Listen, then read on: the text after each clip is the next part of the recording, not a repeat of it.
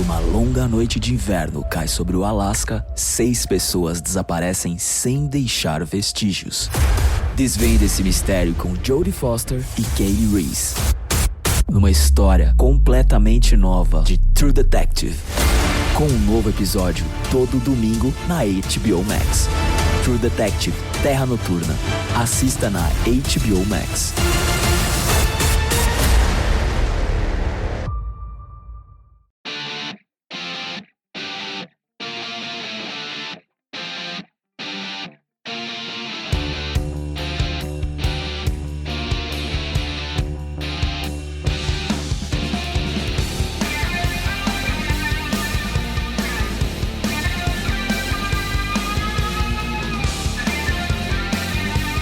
Hello, everyone, and welcome back to another edition of the Penscast Mailbag. I am your host, Garrett.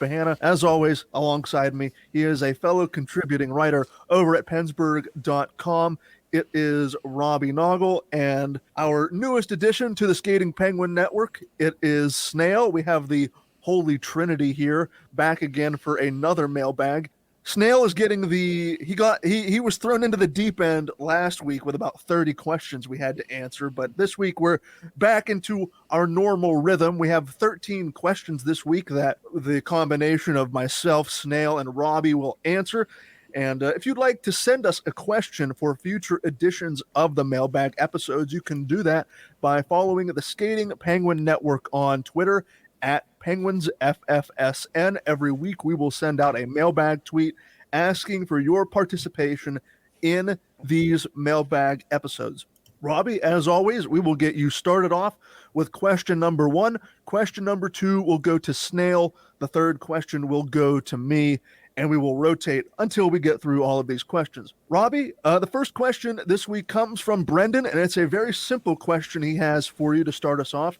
Do you feel like the Penguins' bottom 6 has improved? So I'll qualify this question by saying that the bar was extremely low for improving the bottom 6. And from a defensive standpoint, I think the answer is absolutely it has improved with guys like Lars Eller, Matt Nieto, Noah Chari. Just those guys alone are an improvement over what was there last year. Now, again, a lot will depend on how they decide to deploy, if they decide to deploy Jeff Carter, what happened with Mikael Granlund in the remaining weeks before training camp and the season starts. But I think just looking at what they brought in, and even some of the depth pieces that will primarily be in Wilkes-Barre, at least that's where they look like they'll be starting, but could easily come up at some point during the season, whether it's for performance or injury fill-in.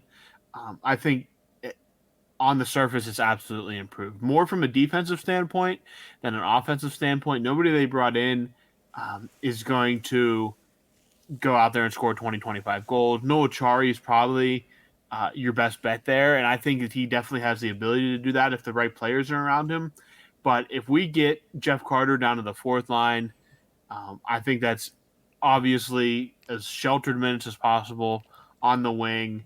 Again, all depends on how they deploy him at times, but a combination of Nieto, who has a great track record as a bottom 6 forward, Lars Eller, he's older and struggled last year, but the defensive numbers are still there, and Noah Chari, which can kind of be a two-way guy, I think all is a marked improvement, and that's not counting guys like Drew O'Connor, who everybody obviously expects to be back and get significant playing time next year finally. Hopefully he gets an extended look there.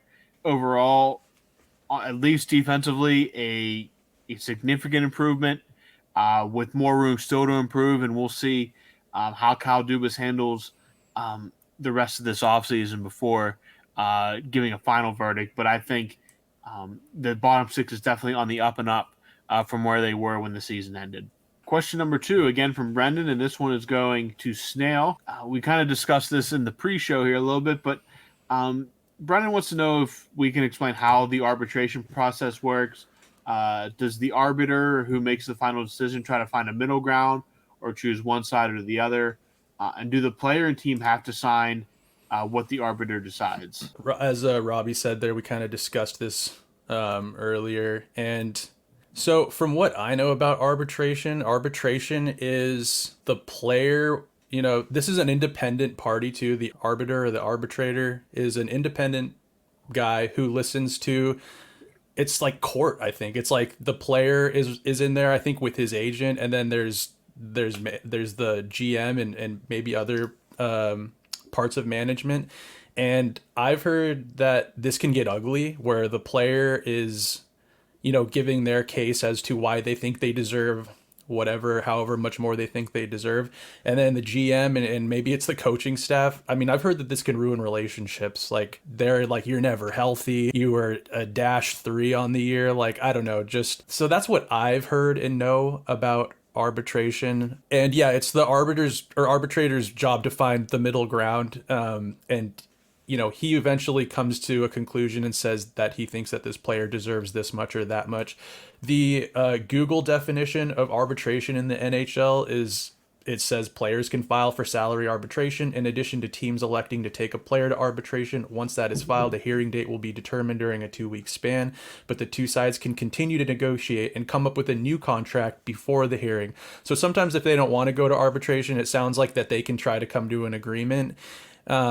And it says here, let's see, do the player and team have to sign what the arbitrator decides? I think the player probably will want to sign that. The team, I think, that's why this happens. But other than that, it's like, I don't know. Do you guys know? It's like, do they have to sign, or is there a point where they can become like a free agent after that? I'm not too sure on the. I can't recall a scenario in which the arbitration, like the conclusion of the arbitration process, has led to the player not signing a contract. I don't know the ins and outs of the arbitration process myself, but with arbitration being so rare in the NHL, I know teams and players go to decent lengths to try and avoid it.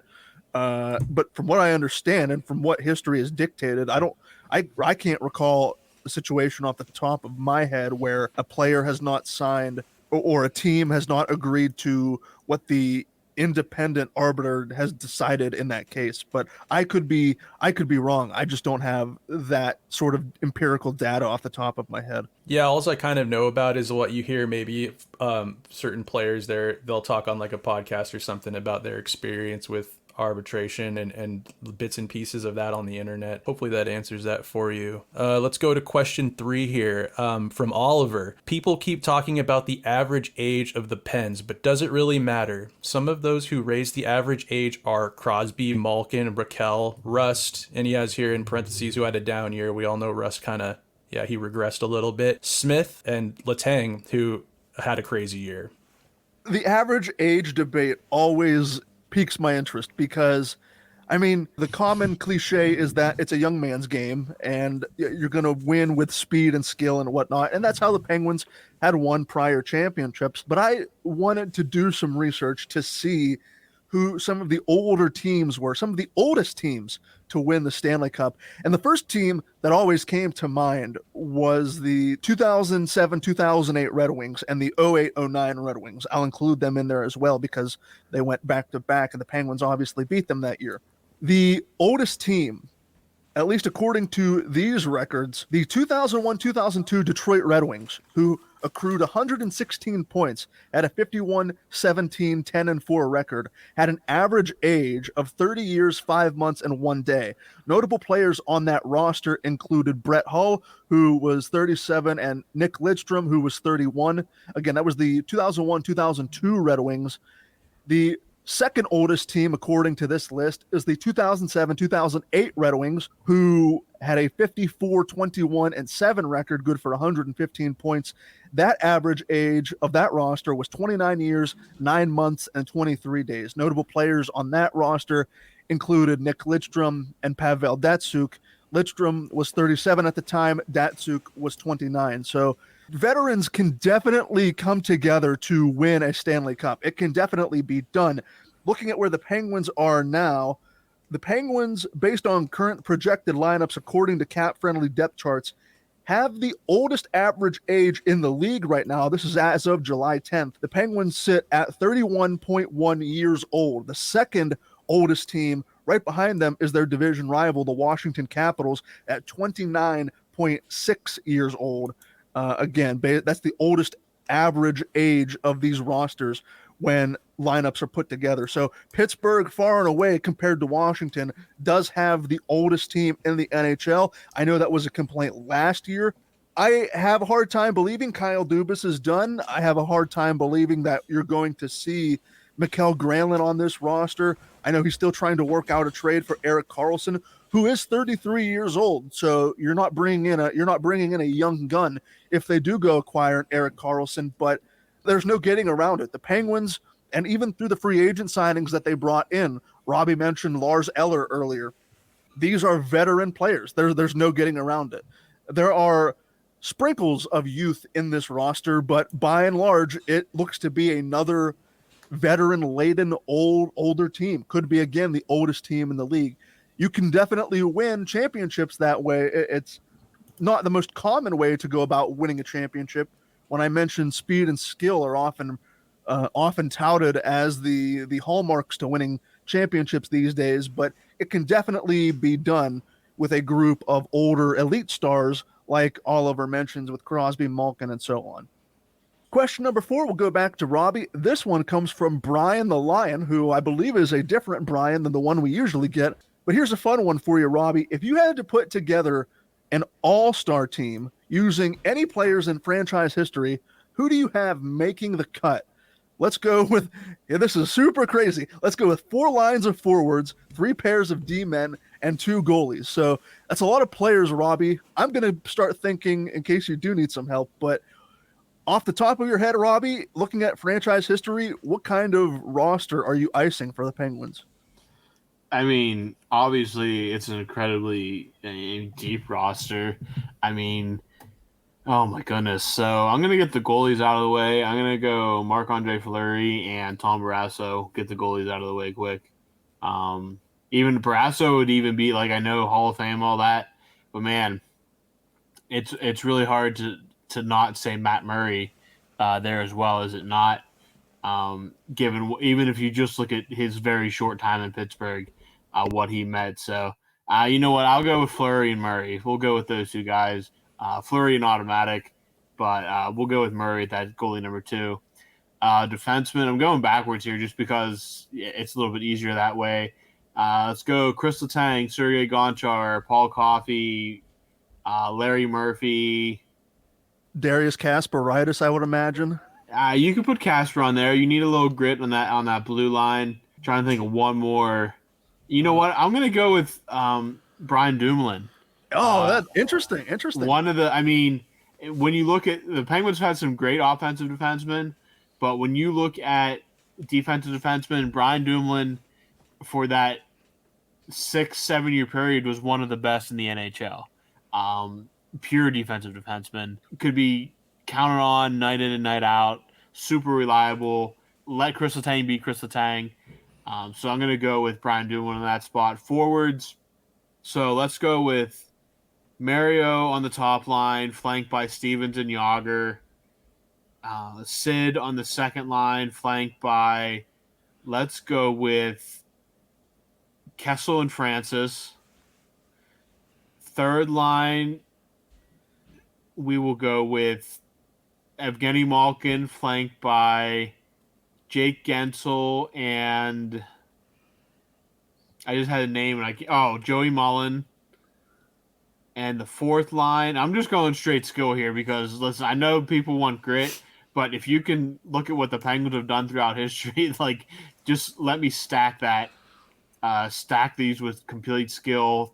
Fourth and final line, give me Marty Straka, Alexei Kovalev, and I don't know if I want to go how throwback I want to go for this one.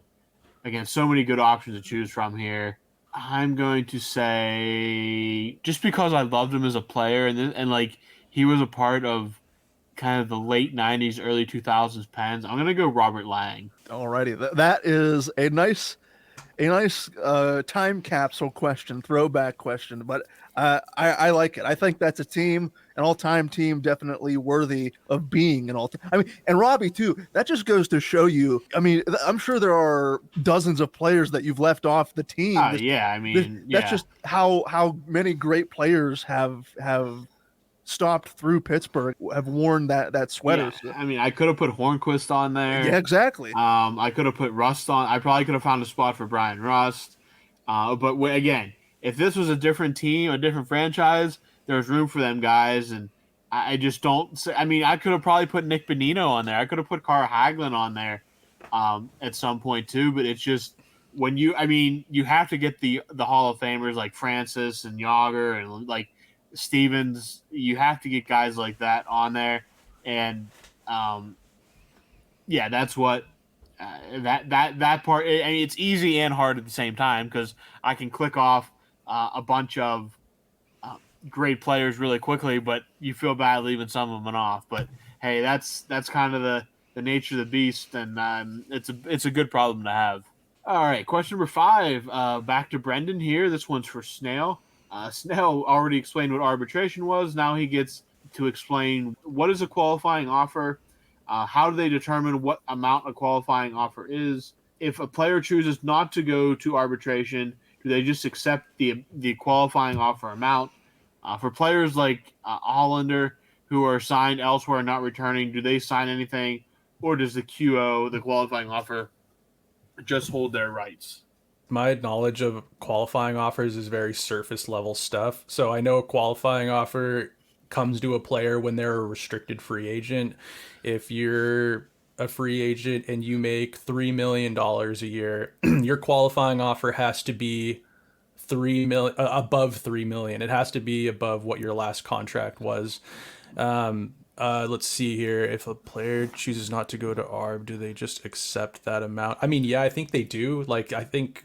I don't think they do have to accept it, because I think I could be totally wrong on this, so I'm sorry if I'm leading you astray, but I think if they don't accept the qualifying offer, they can test the market. They can test the market. Yeah, they can eventually, they can get to free agency or whatever. So as far as your question regarding Hollander and not returning, I'm not totally sure on what happens to the qualifying offer and how long those things last for. I would assume that if a player signs someone else, that qualifying offer has to be off the table. I don't think that's something that they just keep in a drawer. Do either of you guys have any idea how to maybe better answer the second part of his question? I know, he used Philip Hollander in that example. I would imagine, I'm almost certain, Hollander went over to Europe. It's unlikely, I find it very unlikely he comes back into the NHL. But I have to imagine the Penguins retain his NHL rights should he decide to come back over to North America. But from that point forward, he's signed an official contract in one of those European leagues. He is property. He is officially property of that European team that he signs for. So that the qualifying offer to retain his rights, obviously it's not going to be signed because he's not going to be within an NHL organization. He's over in Europe, but I'm almost certain that the Penguins can retain his NHL rights if he does come back over. Like when Kovalchuk went back to Russia, I'm pretty sure didn't New Jersey, or was it New Jersey? Didn't they still have his rights when he came back and he needed to go through something with them? Is that right? Yeah. I think so. Yeah. I think with Hollander's, with Hollander as an example, I think if he ever were to come back, I'm pretty sure that whatever qualifying offer, if they were offered, I think they just, I think that's null and void, and they would hold his rights. Yeah, so hopefully that gave you a little bit of an idea and didn't just confuse you more. Let's see here. Question for Garrett coming from Brian. Out of the 3 broadcasts versus Root, AT&T Sportsnet that we watched games locally on over the years, do you have one that you prefer more than the others? I personally grew up with Root Sports. It wasn't, and Snail lives over in the Pacific Northwest, so I mean he may see feeds from AT&T Sportsnet Pittsburgh and that sort of thing, but I grew up with the red Root Sports logo. That is the thing that I have fondness for. It's funny because these local, they're called RSNs, regional sports networks. They're going by the wayside quickly. I mean, there were talks that AT&T Sportsnet Pittsburgh could be like completely shuttered, and like the Pirates were going to have a contingency plan to broadcast their games locally. And I know the Penguins heading into next season, like that process is still not completely solidified because the owner of the AT&T Sportsnet RSNs, I think it's Warner Discovery, Warner Brothers Discovery owns that specific RSN. They are still basically trying to get out of the RSN business. So I don't know. There is a distinct possibility the Penguins and Pirates play their games next season or the season after on a completely different channel, a rebranded channel. Maybe they do something individually speaking, and maybe they offer their games in a streaming package. Anyway, I'm digressing from Brian's original question, but for the most part, they've kept the same cast of on-air talent: Dan Potash, Rob King, Paul Staggerwald for the longest time, Bob Airy, Steve Mears. So there hasn't really been a rotating door of analysts or analysts. But for me personally, just because I grew up with it, I have some of the more fondest memories with the Root Sports logo and the production that came with that brand before it transitioned to AT&T Sportsnet. Question number 7, Robbie, we will go back to Brian. If the Penguins were to acquire Erik Karlsson, would you view that in the same way when the Penguins traded for Paul Coffey? The Coffey trade, again, this is even going back, the Coffey trade was done even before my time. That he was like the first, okay, Mario was already there, but he was like the first superstar they brought in not via the draft. He was the 1B to Lemieux's 1A. He was already an established superstar, Norris trophies, Stanley Cups, pretty much everything a defenseman can possibly win. He was well established as the premier offensive defenseman of his era at this point, and he was the signal that the Penguins were very serious about finally building something to win a Stanley Cup with. While Karlsson is a modern day Paul Coffey to a point, it wouldn't send it would send a very serious, hey, we're trying to win hockey games here. This window's still open.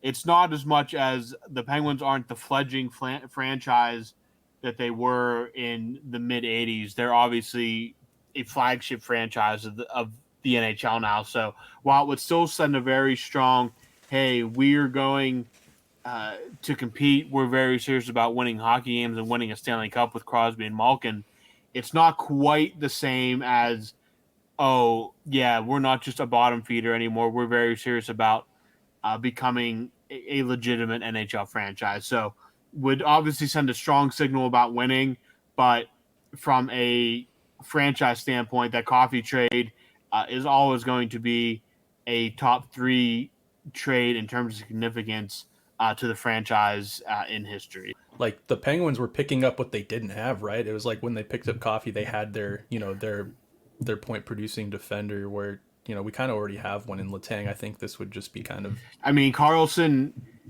is probably as close to a modern day Coffey as you have. And it's definitely again, Coffey was much younger when the Penguins acquired him as well. He was still in his prime. Karlsson, I don't know if I'd call him in his prime anymore, even after last season, but Coffey was like a major signal to the rest of the NHL that the Penguins are going to be serious about competing for Stanley Cups very soon. And it was kind of like the first superstar to play with Mario. So it was a very significant trade for more than just what happened on the ice. It was a very significant trade that affected off the ice as well. Question number 8, we're going over to Snail here, and again from Brian. I read an article recently that spoke about Dubas shopping for another offensive defenseman if the Karlsson deal doesn't happen. Specifically, it spoke about acquiring Matt Grzelcyk from the Boston Bruins, which I think would be a good alternative to Erik Karlsson. So yeah, I actually saw this, and Matt Grzelcyk specifically, I think he was like plus 1,000 last year, and not really, but I think his plus minus, if you take that, however seriously you take that, I think he was like, actually, I think I have it right here. His plus, he was plus 46 last year, so pretty good. But I mean, yeah, I think if you don't get Karlsson, I think this is kind of a Dubas-esque move. You get somebody the analytics kind of show, he's good. You can plug him in there, and he's gonna be on the ice for more goals than there are against, and I wouldn't be super mad about it. But I mean, I can't help but nitpick maybe the thought of bringing him in. The one thing that I want to say is that last year in the playoffs, Boston had this historic season, and then they get to the playoffs, and I'm pretty sure Matt Grzelcyk was scratched in that first round, definitely more than one game. Like, I think that there was an argument, when when it was getting later into the series, they were like, why aren't they putting him in there? I guess that's just a little bit of a question mark, maybe a minor red flag. The Penguins, they need players that can help get them to the playoffs. I know they didn't miss by a whole lot this year, but they need point producers. But they also, why wasn't he playing in the playoffs? I guess I wish I could have that answered. So a good alternative to Karlsson, I'll go ahead and say yeah. I think him or I don't know. You almost need like another Schultz type of guy, kind of do what he did there back when the Penguins were making those runs. You have Letang, of course, but then Schultz was a good point producer. You could put him on the power play. Quando uma longa noite de inverno cai sobre o Alasca, 6 pessoas desaparecem sem deixar vestígios. Desvende esse mistério com Jodie Foster e Kaylee Reese, numa história completamente nova de True Detective, com um novo episódio todo domingo na HBO Max. True Detective Terra Noturna. Assista na HBO Max.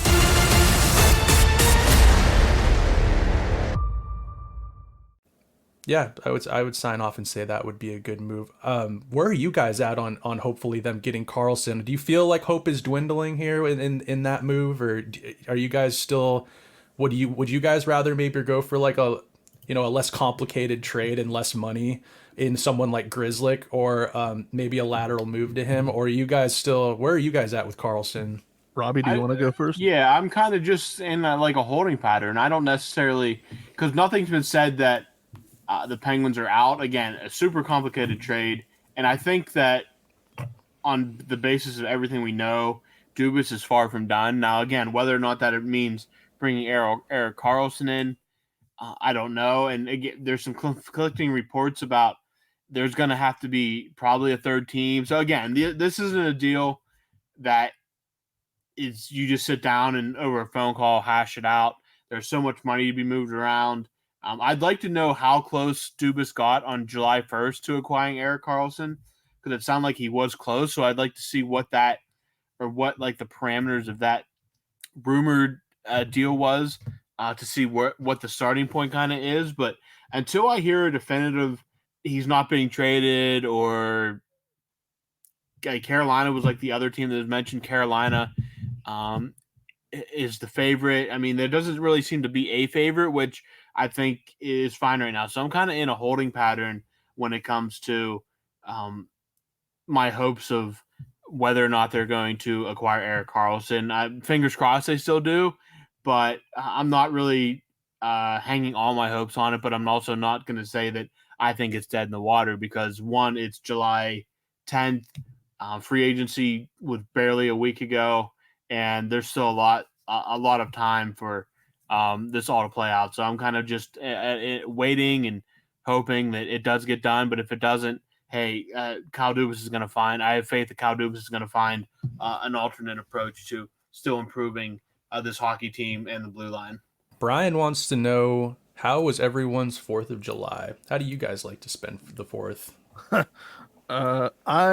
We'll go around the table. I was working. That was Tuesday. The 4th was Tuesday. That weekend, I was working Saturday, Sunday. I was off Monday, and then I worked 8 to 4 on Tuesday the 4th. It was the easiest paycheck I'll ever make. I didn't do anything, but yeah, that's how I spent the holiday. Everyone else was firing off fireworks, and I was at my computer working. So That's how I spent mine. Robbie, how was your fourth? And then we'll go to Snail. Yeah, my fourth was overall pretty good. We had ours. I mean, being a Tuesday, most of our fourth stuff was done on the first and second. We have an annual. Some family friends host an annual picnic that we go to, and then my aunt and uncle celebrated their 50th wedding anniversary, and I had some family in from out of town. It was their kids that hosted it, and they came in from out of town, and we had a family get together, almost like a family reunion, but to celebrate their 50th anniversary. So that was the first and second, and then the actual fourth didn't do too much. Just kind of, I was on vacation all last week, staycation, but I was on PTO from work, so it was basically all jumbled together. It feels like so. I just enjoyed my time off and got some stuff done around the house that really needed done. So mostly it was some family time, some good food, and just some relaxing. Nice. Yeah, my fourth was pretty typical. I got together with my my partner, my sister, my mom and dad, and we grilled a little bit, barbecued, kind of sat down on the back porch, enjoyed. It was a pretty hot day, but just kind of enjoyed a nice summer evening out here in the Pacific Northwest, and didn't really. I don't know what it's like over there, but over here, like, dude, fireworks are like a heavy no-go. Like, neighbors will call the cops on you. That's not the case around here. Well, yeah, I kind of miss it. It didn't used to always be like that. I remember growing up, the streets would be full of just like, kids and adults, people just, setting up lawn chairs, lighting off fireworks, crushing beers, having a good time. But it's gotten a little bit, the restrictions are tighter around here. So we had, a couple sparklers just for nostalgia's sake, the snake, fireworks. They're not even a firework. You just light that thing and it kind of turns into like a long dark turd on the ground. Yeah, I know what you mean. Yeah, Did a couple of those. I have 4 pets and all of them are like very, very uncomfortable with fireworks. So the evening was spent inside just kind of hanging with them, consoling my we have a cat who's like 9 and he just, hides and cowers under anything he can kind of fit under, and we were kind of just spending time with him, giving him treats and love. So yeah, not the most exciting, but I kind of like the 4th of July. Robbie, we'll go back to Brian for question number 10. Can you talk about Andreas Johnsson and Vinny Hinostroza? I'm not too familiar with either player, but the feedback I've seen is that they are both very good depth pieces. Both of these guys are going to likely be AHL guys to start the season. And one of the big things for Kyle Dubas coming over is he wanted the Wilkes-Barre Scranton Penguins to be a competitive hockey team. And to do that, you have to get guys like Will Butcher, Vinny Hinostroza, Andreas Johnsson. He signed, I believe, Sam Johnstone, played for the Marlies, so someone Kyle Dubas is familiar with. He played the Marlies are Toronto's AHL team. These are all guys that, one, will improve the quality of hockey in Wilkes-Barre, but also provide great depth and NHL experience should there be injuries, which, I mean, we all expect that. So there would be call-ups. They're going to provide a good depth throughout the system, something the Penguins were severely lacking. And if they can go out and prove it, they could maybe even battle for roster spot, like permanent roster spots in the NHL, especially on opening night where they put together good camps. And that bottom 6 needs filling out. I could easily see a guy like Hinostroza fighting for an opening night spot. The same with Andreas Johnsson, guys that have played the NHL. Hinostroza, coming off a down year, but in the past has been a reliable bottom 6 forward. So those guys are easily guys that can compete for roster spots, but if not, provide great depth throughout the system, especially in the AHL for call-ups, and all in all, just making that team, the Wilkes-Barre Scranton Penguins, more competitive and kind of helping some of the younger guys down there in a mentor role. So, yeah, great depth signings, in my opinion. and definitely guys that are going to compete for roster spots come camp, and whether or not they make it, they're more than likely going to be in the NHL at some point this season when injuries occur and they're called up to fill in. And I really like the moves, and I think that Kyle Dubas has definitely put a emphasis on that, and that's one of the things that's kind of flown under the radar, but something for me that has been very good sign for where this team's headed. I wanted to say though that don't you guys feel like you've heard Hinostroza's name come up at like the trade deadline for as a Penguins rumor for years since he was with like Chicago? I feel like every year I see a report that's like Penguins are looking at Vinny Hinostroza. Maybe it's only happened once or twice, and I just feel like it's every year. But I feel like this has been a long time it's been a long time coming for Hinostroza to be in Pittsburgh.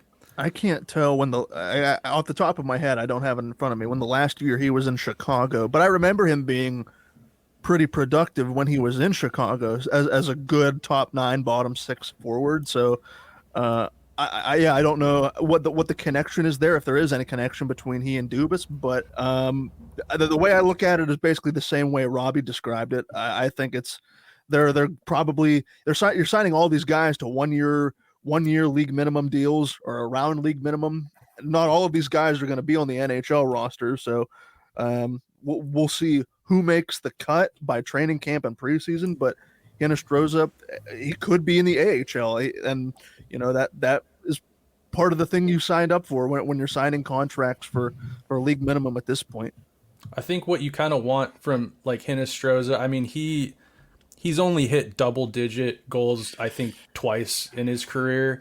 And I think what you're kind of hoping for him is, like, I don't know if you necessarily want to see him playing over a guy like Nylander. I'm hoping that, like, maybe Johnson and Hinostroza are creating this, like, internal competition for guys like Drew O'Connor, or I don't know if Sam Poulin gets a look this year, or with Nylander, you're hoping that maybe that creates a little bit of a fire under their ass, and you want to see them kind of get more of a look. You know what I'm trying to say? Like, maybe they're good depth pieces for sure, but like maybe you want to see them bring out a little bit of a push for from those guys, right? Competition, as cliche as it is, competition is going to breed success. But that's the way I look at it. A lot of these players, they don't have the biggest kind of expectation put on them, because you look at the money that they're signing for and you figure, well, they're going to be end of the lineup kind of forwards, like Robbie mentioned, called up in case of injury, or if Mike Sullivan isn't getting the production out of a forward on the NHL roster, then, assuming the Penguins salary cap is in working order, then you can make that switch when you deem necessary. So question number 11, Ryan again, and not so much as kind of. He says, "Yo, Snail, hope you attended some Kraken games so you can at least let me know if they are as insane as they look." Yo, Brian. I've been to 2 Kraken games. They are insane. I think like it's, I think like Vegas kind of has this, they have like this big production value, and the Kraken, I think, have a similar, it's not as like theatrical as maybe a Vegas game, but man, the first time I went into Climate Pledge, I was blown away. I went to their inaugural season. I went to go see, of course, Pittsburgh. I'd never been to a Pittsburgh Penguins game, and I got to go see the Penguins absolutely shit kick the Kraken. I remember that game. Yeah. Oh, I've like rewatched, like, I'll admit, I've like rewatched that game like on YouTube like a bunch of times. I saw Sidney Crosby score a goal, which, like, for me, I mean, maybe for you guys in Pittsburgh, I don't know, like, if you guys go to games very often, but for me to see like Sid score a goal in person and like stand up and just like celebrate that was like such a big deal for me. I think Erod scored. I saw Jake Gensel score. Sadly, Malkin was injured. I think that was when he was going through his ACL rehab. Yeah. So I missed, I didn't get to see him, but wow, I think about that all the time. That was a great experience. And then this year I saw the Habs come to Seattle and saw Martin St. Louis behind the bench, and it was I don't know if you guys, maybe, I don't know if this is more of a Seattle thing. I know that it's gotten some like league-wide kind of attention, but the whole Shane Wright kind of debacle of him falling to 4, projected first overall pick, falling to 4, Seattle grabs him. He's been in this weird predicament where he's, he can't play in the AHL. He's either got to be up with the NHL or he's got to go back to junior, but he's kind of dominated at the junior level. Yeah, isn't he like too young to be at the AHL level? But he's not quite his game's not quite refined enough for the NHL, and he's just way too good for the junior ranks.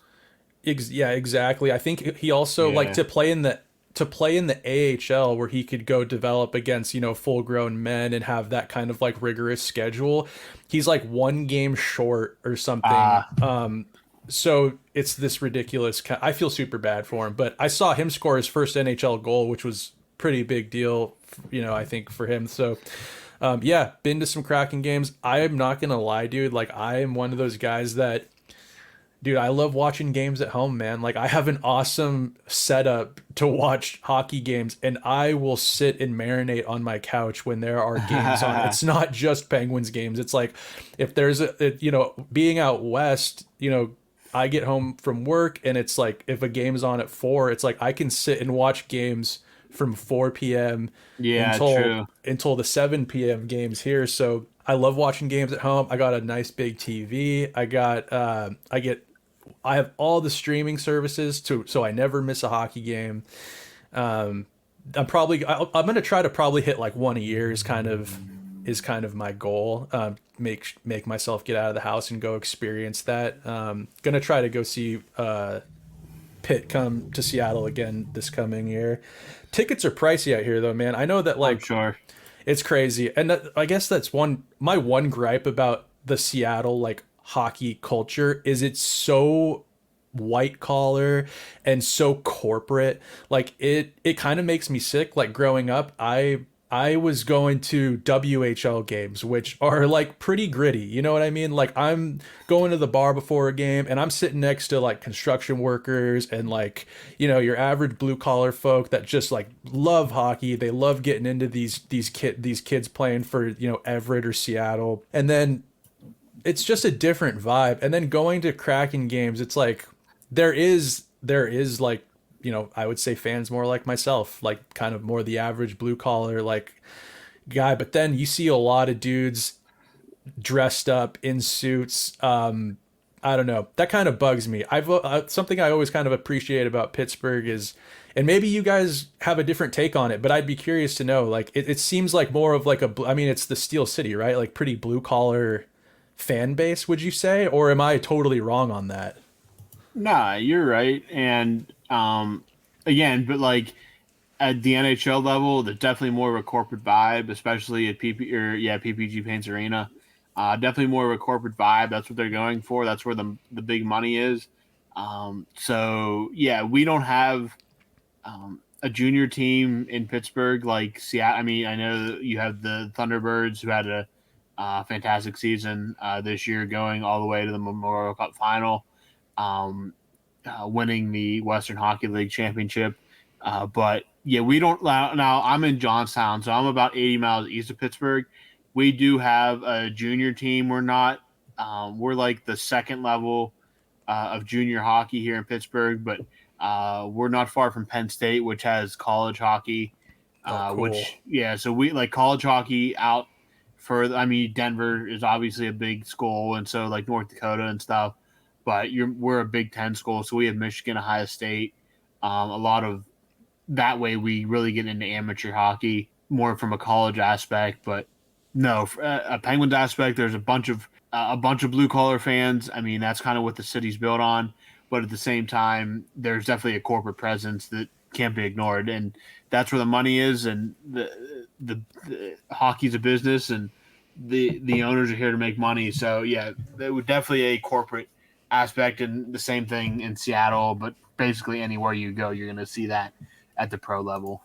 Yeah, it's a necessary evil. It's like, it's Seattle. Like, I don't know why I would ever expect any different. I just didn't see many of those corporate folks at like, an Everett Silvertips game on a Wednesday, but it's not really a big deal. Like you said, that's where the money's at. And Seattle, like, I mean, dude, it's like, this is like a tech hub in the country. So, anyways, I'll digress from my gripes of, corporate kind of vibes. Kraken games are awesome, man. It's like they're awesome. I'm super glad to have them here in Seattle. I was definitely like signing.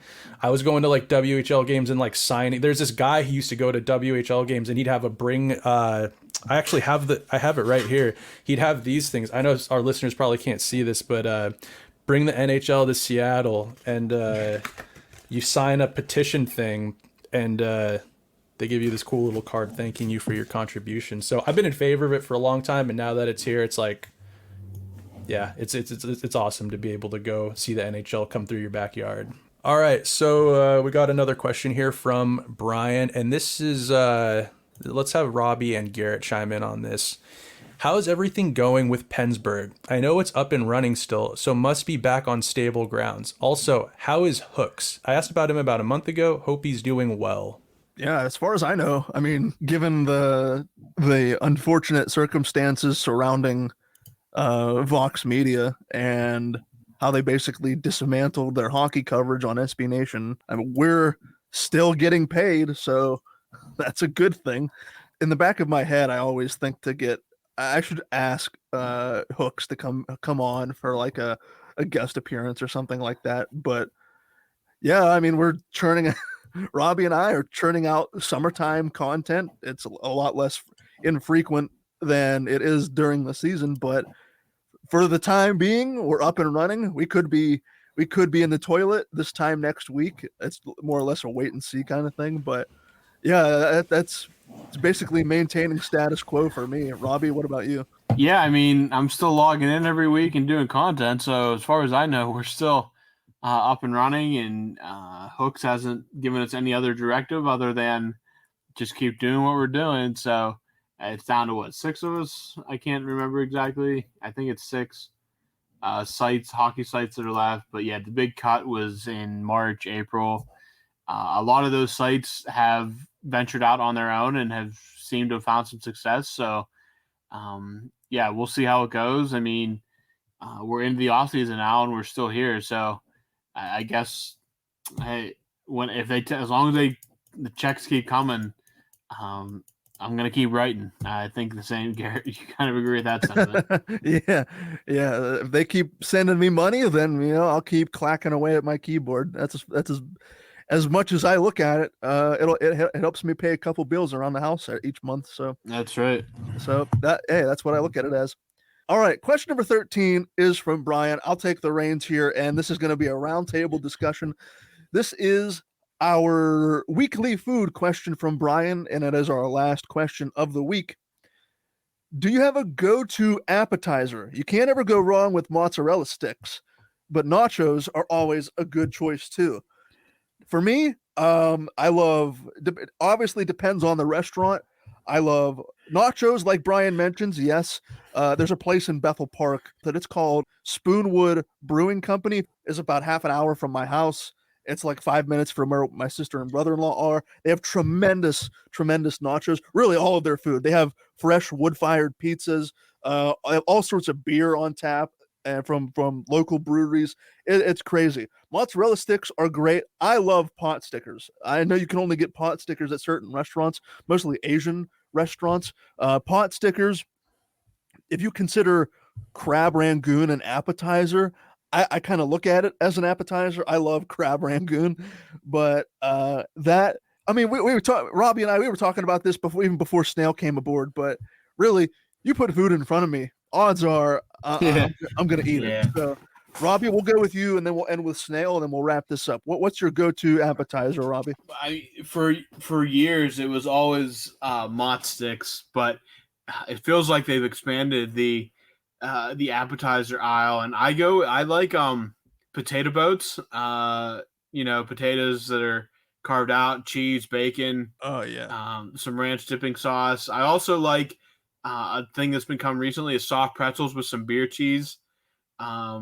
Those have become very popular at restaurants as well. So either of those are always good. I love soft pretzels. I always have, and now they have they're nice and they have like a little bit different texture to them. They're not just like your standard twist like you'd find at a sporting event or like an Annie Ann's or something like that. But and then beer cheese has become very popular. A different taste and something that I highly enjoy as well. But nachos, not any kind of nachos are a fail safe as well. Always very good choice. Whoever gets them. I think I stated last time I'm a loud and proud vegan. Yeah. Trust me, especially in this day and age, like I remember when like it was slim pickings for vegan options at restaurants and even in the grocery stores and stuff. Like, you know, we've come a long way and there is no lack of degeneracy in the aisles regarding especially like appetizers and stuff or restaurants. Mozzarella sticks, vegan mozzarella sticks, those exist. They're delicious with a little marinara. Definitely not afraid to get those going. I'm a sucker for, I love Mexican food, and like, dude, a good plate of chips and salsa, like some fresh chopped salsa with a good amount of spice going in there, some hot chips, can't go wrong with that. Garrett, I like the way you're thinking with the pot stickers. I love pot stickers with soy sauce, spring rolls. Yeah, maybe just some like some sort of bread, maybe with like an olive oil type dip going. Man, there's this place out here called Pizza Pie, or maybe it's Pie Pizza. The sign's confusing. It's one of those. It's the oldest vegan pizzeria in the country. Oh, geez. And they recently got rid of them, which is just horrible. But they have these things that they're these mac and cheese. It's mac and cheese balls that are deep fried in like a batter. So it's like a mac and cheese little hot pocket type deal. Those are so good. Amazing. I mean, if you ate one of those, you wouldn't know it was vegan. Like, it's just so gluttonous and salty and gooey. Trying to think of what else. I mean, French fries, dude, like a good plate of French fries. You can't go wrong with that. Garrett, I remember you a few pods ago, you were talking about, you're not really a wings guy, right? Like you'll take your chicken nugs and fries over wings. I tip my hat to you. I respect it. That's a lot of people probably disagreed with that, but I love a vegan chicken nugget as well. They actually make vegan wings. Like there's like it's a sugar cane stick in the middle of it. So it like acts as a, it's a fake bone in there that you could actually eat, I think, if you wanted to. I don't eat them. Wings and nugs for an appetizer. I mean, I love spice, like some vegan buffalo wings going. So yeah, that's kind of, I mean, dude, like veganism sometimes gets knocked for, you get these like very health conscious, like people, I don't know, touting their green juices and whatnot, where I can appreciate like a Whole Foods diet. But dude, like if you looked in my freezer, you'd be like, come on, man. Yeah, like I don't know anybody who's a vegetarian. I don't know anyone besides you who's a vegan.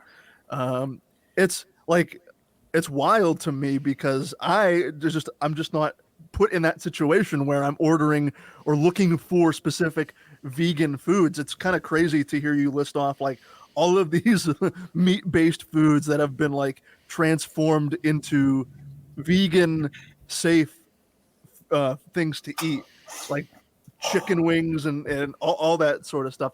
That's just crazy to me. I think you'd be shocked if you went to, there's a bunch of like just completely vegan restaurants here. You don't got to ask, hey, does this have this in it? It's just all vegan. I mean, if you looked at that menu, you'd be, I think, maybe shocked and appalled. But yeah, it's pretty crazy how far we've come. I remember a long time ago when it was hard. It was definitely harder, I think, to kind of happily be vegan, maybe, if you know what I'm trying to say. Well, that will do it. That'll wrap up as we conclude this week's mailbag. And I have something of an announcement, maybe not the best announcement, that I am springing on these two hosts right here in real time, but I will be on vacation next week. So with that being said, I will be unavailable. I will be in Maryland on a nice long vacation. I fully intend to break the Erik Karlsson. The Erik Karlsson trade will happen when I'm in a hot tub course. in Deep Creek, and when that does happen, I will be totally unprepared for that to happen. But with that being said, I was anticipating on taking the week off next week and reconvening. That would be the 24th, July 24th, and putting out our usual mailbag, recording on the July 24th and publishing on July 25th. If something astronomically crazy happens, like Erik Karlsson does get traded, then I will likely carve out some time. Maybe we'll sit down for a 5 to 15 minute podcast sort of thing. But as I will be indisposed over the next week or so, I think we'll take a very short summer recess and we will return towards the end of July.